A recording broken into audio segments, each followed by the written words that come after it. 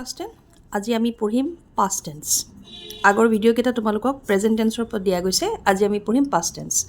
তো past tenseৰ প্ৰথম ভাগটো হয় simple past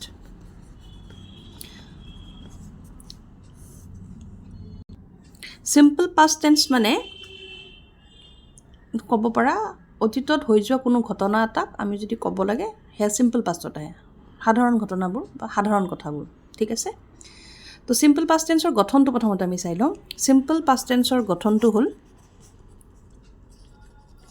subject plus v2 plus object এটো হ'ল simple past tenseৰ গঠন এটা যদি উদাহৰণ লওঁ তেতিয়া আমাৰ বুজিবলৈ সহজ হ'ব যোৱাকালি হি আহিছিল কি দিছে যোৱাকালি হি আহিছিল যোৱাকালি শব্দটো দেখাৰ লগে লগে আমি গম পাইছো যে কামটো হৈ গ'ল তাৰ ওপৰত এই লাষ্টত যে লিখা আছে আহিছিল এইটোৱে বুজাইছে যে কামটো হৈ গ'ল যদি যোৱাকালিটো নাথাকিলে হয় হি আহিছিল তেতিয়া আমি বুজি পালো হয় যে কামটো একচুয়ালি হৈ গ'ল তো তেনে ক্ষেত্ৰত আমি পঢ়িয়ে বুজি পালো যে ই কি হয় সিম্পল past tense প্ৰথমতে আহিব সাবজেক্ট তাৰছত ভাৰ্ব তাৰছত অবজেক্ট সাবজেক্ট কি হয় অবজেক্ট কি হয় ভাৰ্ব টু মানে কি এইবোৰ তোমালোকক আগৰ ভিডিওবোৰত দিয়া আছে চাই লবা ধুনীয়াকৈ বুজি পাবা সুন্দৰকৈ তাতে বুজাই থৈছো এতিয়া সাবজেক্ট বাক্য কোনে কৰিছে হি ইয়াত সাবজেক্ট হ'ব হি ভাৰ্ব মানে ক্ৰিয়া ক্ৰিয়া মানে কাম কি হৈছে এটা কামটো কি হৈছে আহা গতিকে হি কেম হৈ যাব কাৰণ v2 দিয়া আছে কাম v1 v2 হৈ যাব কেম হল সো হি কেম যোৱাকালি হি আহিছিল হি কেম yesterday এইখিনি হৈ গ'ল অবজেক্ট এই ধৰণে সিম্পল past tense টো লিখা হয় হৈ গ'ল এতিয়া কথাটো হ'ল সিম্পল past tense পৰীক্ষাত আহিলে কৰিম কেনেকে যদি ট্ৰিক বুলি কওঁ তেতিয়া হলে কিছুমান শব্দ থাকে যেনে yesterday আগৰ এক্সাম্পলটো আমি পালো yesterday তাৰপিছত তোমাৰ থাকিব পাৰে লাষ্টৰ লগত তোমাৰ ধৰিলে লগাই দিলে লাষ্ট মান্থ বা লাষ্ট উইক বা লাষ্ট ইয়াৰ এনেকে তাৰপিছত এগো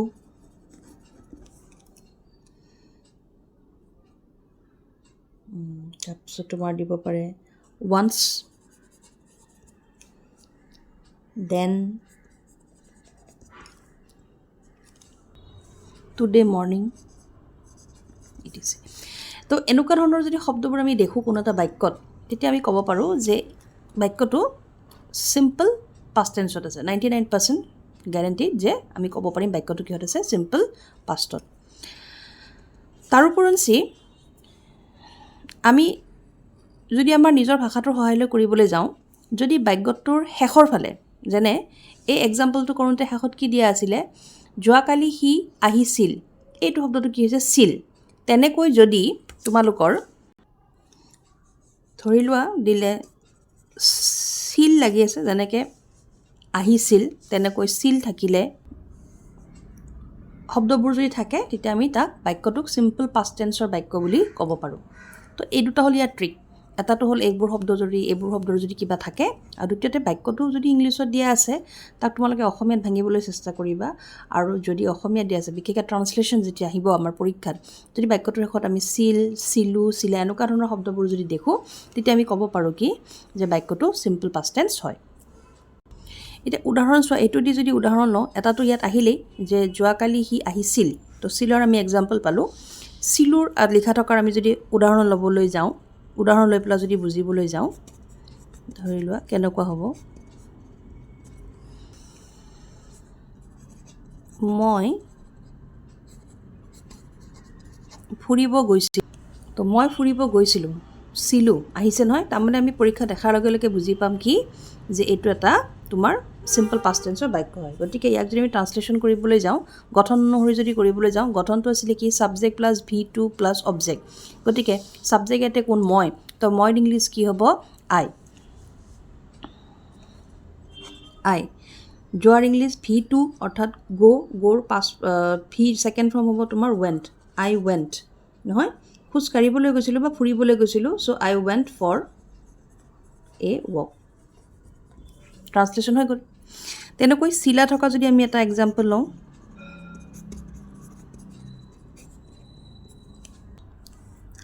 চিলা থকাৰ হ'ল তুমি স্কুল গৈছিলা, এইটো চোৱা ইয়াত আহি গ'ল চিলা নহয়। মেক্সিমাম টাইম চিলা থাকিলে তোমাৰ প্ৰশ্ন সোধাই হয়। তো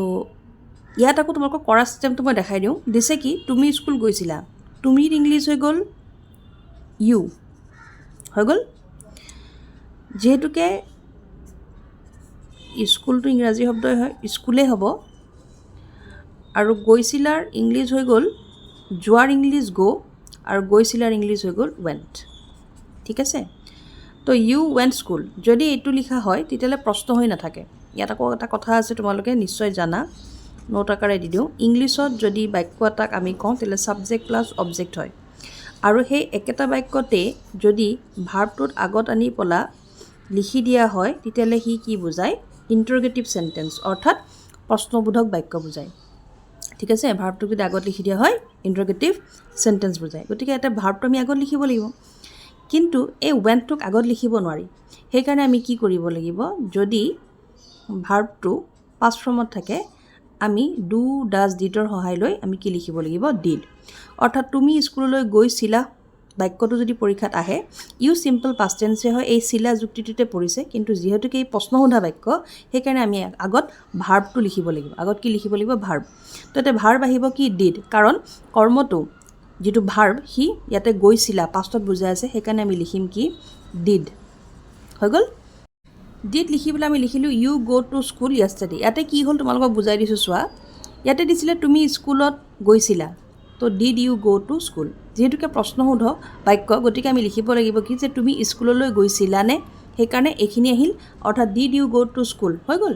কেতিয়াবা আকৌ কি হয়, ইয়াতে আৰু যদি শব্দ যোগ হৈ যায়, যেনে তুমি যোৱাকালি স্কুললৈ গৈছিলানে, তেতিয়া আকৌ আমি কি ৱৰ্ডটো পালোঁ, ট্ৰিকটো পালোঁ। এই য়েষ্টাৰডে লিখা আছে নহয়, ট্ৰিকটো পালোঁ, আৰু আমি দেখিয়ে গম পালোঁ যে এইটো চিম্পল পাষ্ট টেন্স।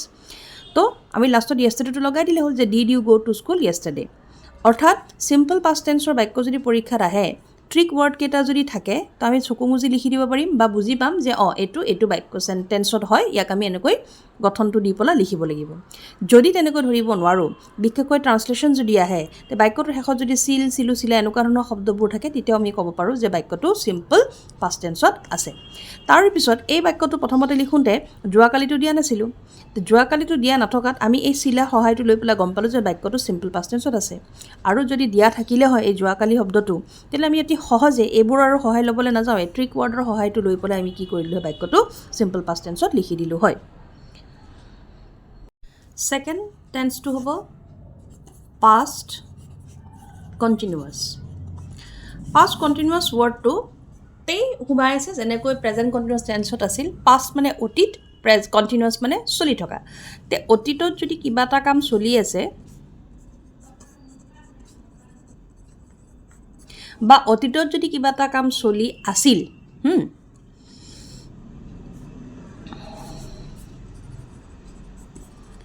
তেতিয়া সেইটোক আমি কি বুলি ক'ম, পাষ্ট কণ্টিনিউৱাছ। পাষ্ট কণ্টিনিউৱাছ টেন্সৰ গঠনটো হ'ল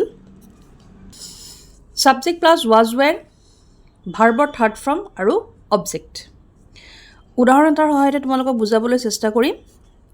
ছাপ'জ দিছে হি গেম মানে তোমালোকে মোবাইলত গেম খেলা নহয়, সেইটোৰ কথা কৈছে দেই, যিটো একেবাৰে বেয়া, পঢ়া শুনা বাদ দি মোবাইলত গেম খেলাটো ভাল কথা নহয়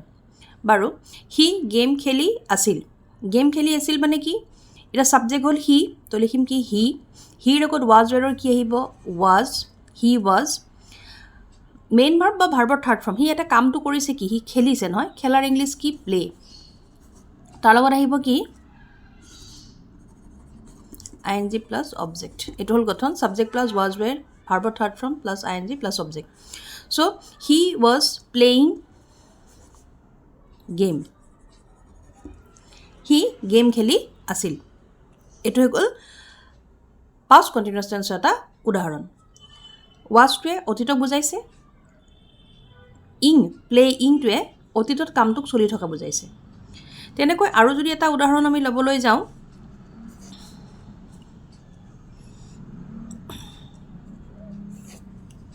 এইটো দিছে যোৱাকালি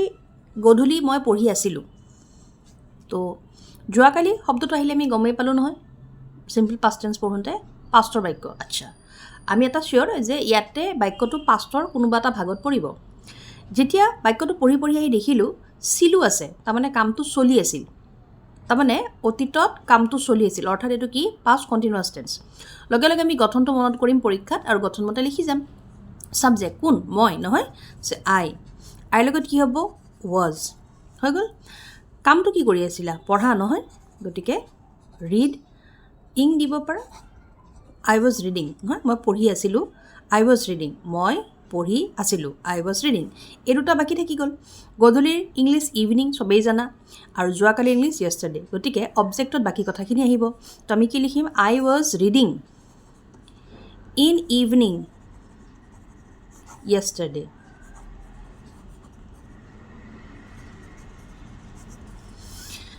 আই ৱাজ ৰিডিং ইন ইভিনিং য়েষ্টাৰডে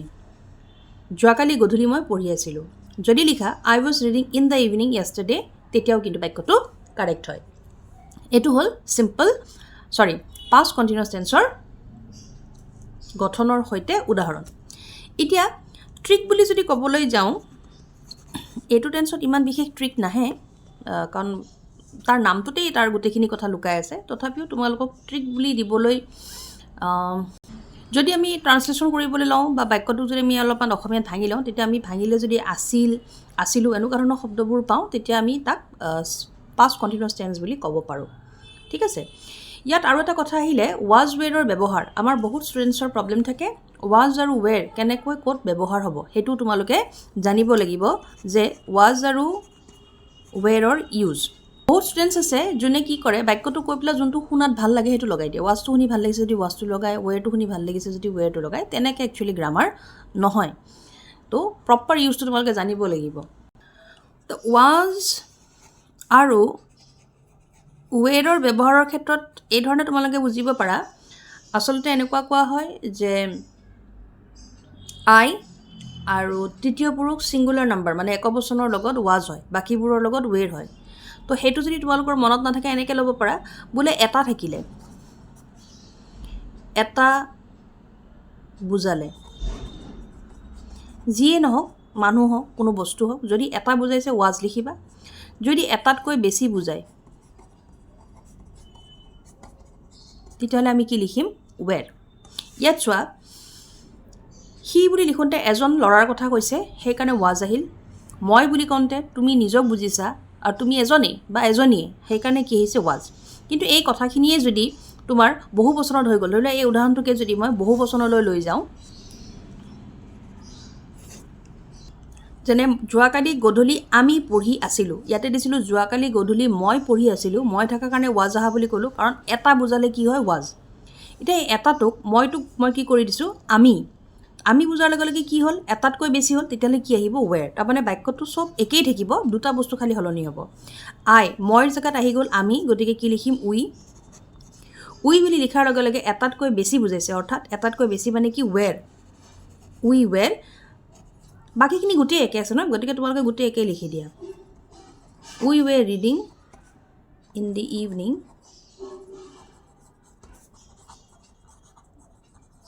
য়েষ্টাৰডে আমি যোৱাকালি গধূলি পঢ়ি আছিলোঁ তো এইটো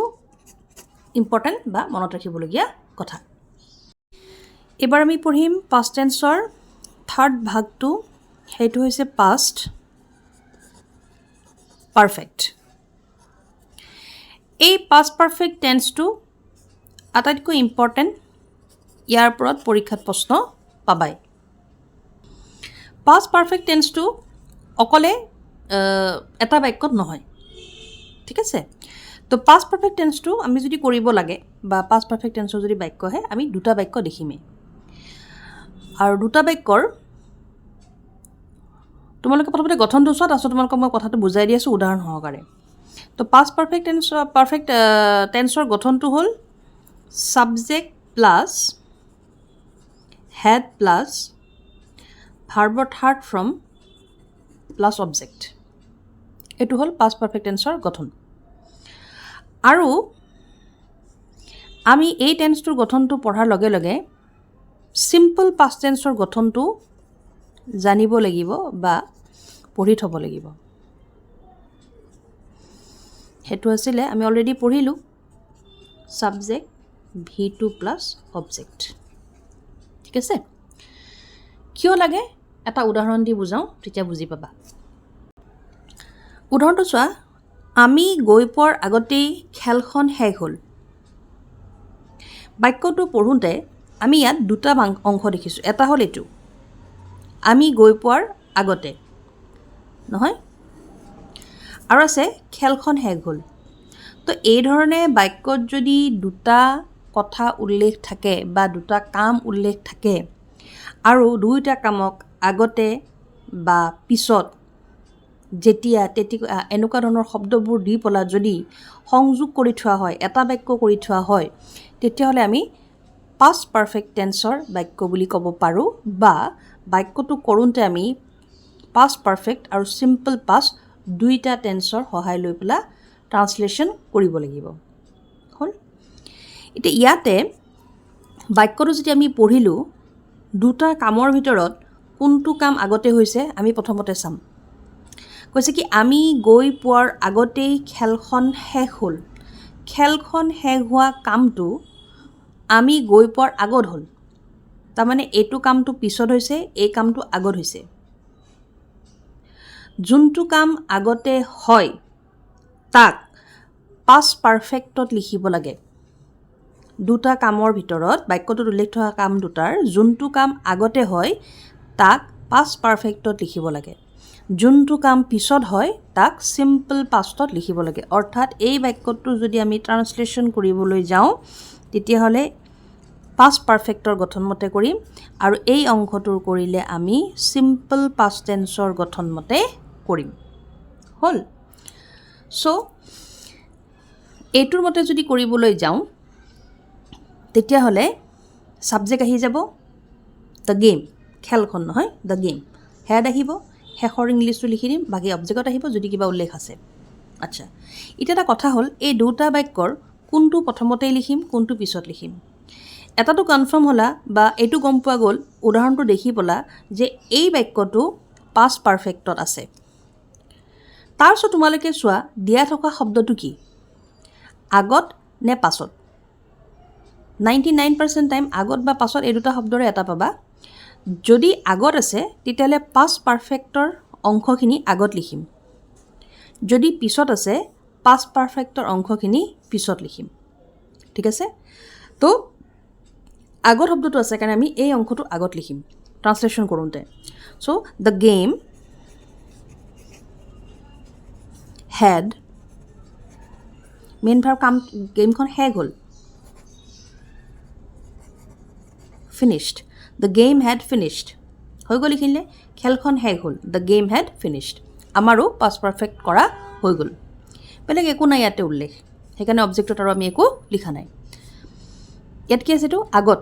তো আগত থাকিলে আমি ইংলিছটো লিখি দিম ইয়াৰ before the game had finished before বাকিখিনি simple past tenseৰ ফৰ্মত হ'ব আমি গৈ পোৱাৰ আগতে the game had finished before subject কি আমিৰ ইংলিছ কি উই ভাৰ্বটো গৈ পোৱাৰ ইংলিছ হ'ল ৰিচ গতিকে ৰিচড আৰু এইটো হৈ গ'ল সম্পূৰ্ণ ট্ৰান্সলেশ্যনটো যে আমি গৈ পোৱাৰ আগতেই খেলখন শেষ হ'ল the game head finished before we reached আমি গৈ পোৱাৰ আগতেই খেলখন শেষ হ'ল এই ধৰণে আৰু এটা যদি এক্সাম্পল লৈ পেলাই আমি কৰিবলৈ যাওঁ দিছে দেউতা অহাৰ আগতে আমাৰ কামটো কৰা হ'ল অৰ্থাৎ দেউতাই কৈ গৈছে কিবা এটা কাম কৰিবলৈ বোলে এই হোমৱৰ্কখিনি কৰি থবা বা এই পঢ়াখিনি কৰি থবা আৰু দেউতাৰ আগতে তোমালোকৰ কামটো কৰা হৈ গ'ল নহয় গতিকে এই কথাখিনিতে ইংলিছত ক'ব লাগে তো বাক্যটোত আমি কি ট্ৰিক ল'ম প্ৰথমতে যাম যে ইয়াতে দুটা কথা কোৱা আছে দেউতা অহা আৰু তোমালোকৰ কামটো হোৱা মাজত আগত বা পিছত এনেকুৱা ধৰণৰ শব্দৰে বাক্য দুটাক সংযোগ কৰি থোৱা হৈছে নহয় তাৰমানে পৰীক্ষাত আমি গম পালোঁ যে এইটো পাষ্ট পাৰফেক্ট টেন্সৰ বাক্য এতিয়া আমি কি চাম এই দুইটাৰ কোনটো কাম আগত হৈছে তোমালোকৰ কামটো আগতে হৈছে আৰু দেউতা তাৰ পিছত আহিছে গতিকে আগতে হোৱা কামটো কিহত হ'ব পাষ্ট পাৰফেক্টত হ'ব তো ইয়াত ছাবজেক্ট কি হয় আমাৰ অৰ্থাৎ আৱাৰ বা উই লিখিব লাগিব উই ঠিক আছে ইয়াত উই দিলে একচুৱেলি কাৰেক্ট হ'ব এইটো ঠিক আছে উই দিলোঁ উইৰ লগত কি আহিব হেড চ' উই হেড হয় কামটো কৰা হ'ল গতিকে ইংলিছ কি হ'ব ফিনিছড ছাবজেক্ট হেড ভাৰ্বৰ third form we had finished কি হ'ল এবাৰ অবজেক্ট আছে work we had finished the work হৈ গ'ল আগতে বিফ'ৰ হৈ গ'ল দেউতা অহাৰ চ' বিফ'ৰ ফাদাৰ ছাবজেক্ট হৈ গ'ল ফাদাৰ ভাৰ্বৰ ছেকেণ্ড ফৰ্ম অহাৰ ইংলিছ কাম কামৰ ছেকেণ্ড ফৰ্ম হৈছে came so' we had finish the work before father came দেউতা অহাৰ আগতে আমাৰ কামটো কৰা হ'ল আশা কৰোঁ তোমালোকে পাষ্ট পাৰফেক্টটো বুজি পাইছা প্ৰেক্টিছ কৰিবা কুৱেশ্যনছ অগণন আছে তোমালোকে পাবা আৰু সেইবোৰ প্ৰেক্টিছ কৰা আৰু ইয়াৰে প্ৰশ্ন পৰীক্ষাত পাবাই